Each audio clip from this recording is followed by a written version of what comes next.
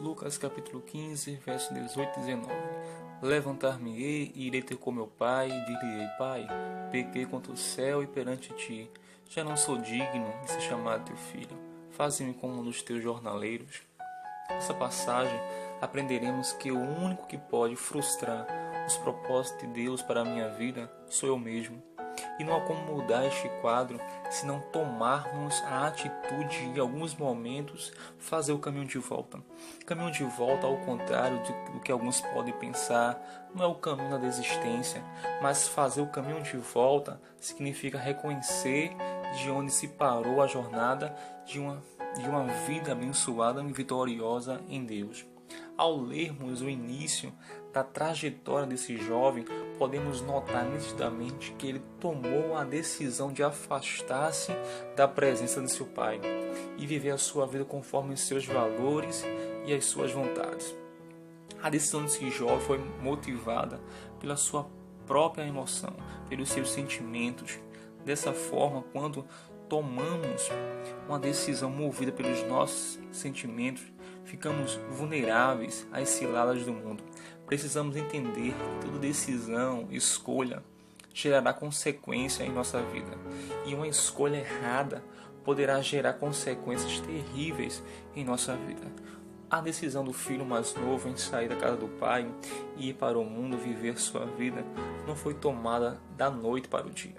Dar-nos a impressão que era algo que já vinha há bastante tempo sendo trabalhada no coração dele, esperando só uma oportunidade para fazer o pedido ao pai. Essa ruptura foi acontecendo aos poucos, da mesma maneira como o pecado, que também vai penetrando aos poucos. Somos tentados a ser autossuficientes. O autossuficiência leva a acreditar que os recursos durarão para sempre e se vive como se nunca fosse acabar. O filho pródigo saiu para viver a sua vida de forma autossuficiente, vivendo, como a Bíblia diz, dissolutamente, ou seja, de qualquer jeito, de qualquer maneira. E um dia esse recurso acabou. Quando não nos colocamos nos caminhos e na direção certa, não encontraremos os passos verdejantes, só encontramos o chiqueiro dos porcos. Este jovem saiu da condição de filho e foi para a condição de escravo, perdendo a sua dignidade. A estratégia de Satanás é fazer sair da condição de filho para a de escravo. Escravo das suas vontades, escravo da sua necessidade, escravo da autossuficiência. O apóstolo Paulo nos dá uma lição em Romanos 12:2, para sermos livres dessa escravidão e não seres conformados com este mundo, mas serem transformados pela renovação do vosso entendimento, para que experimenteis qual seja a boa, agradável e perfeita vontade de Deus. Quando o filho pródigo viu a sua condição, diz a Bíblia que ele caiu em si. Essa expressão nos remete à ideia de que a sua consciência o trouxe à razão, mostrando a ele o erro que ele cometeu. Naquele momento que saiu da sua presença do Pai, esse momento ele resolveu com consciência fazer o caminho de volta. O Pai o recebeu de braços abertos.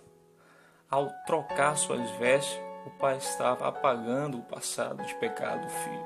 Ao colocar o anel em seu dedo, estava restituindo a autoridade que havia perdido. Ao colocar as sandálias nos pés, o pai estava restaurando a condição de filho. E ao matar o bezerro cevado, o pai estava oferecendo de volta ao filho uma nova vida, a alegria de estar de novo na presença dele. O caminho de volta é quando nós reconhecemos nossos erros, nos arrependemos e tornamos a andar na direção de Deus.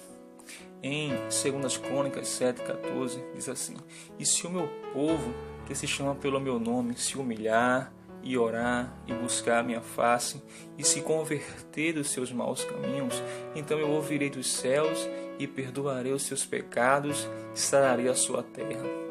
Às vezes as pessoas não saíram da casa de Deus, mas as suas atitudes demonstram um afastamento de Deus. Será que não está na hora de fazer o caminho de volta?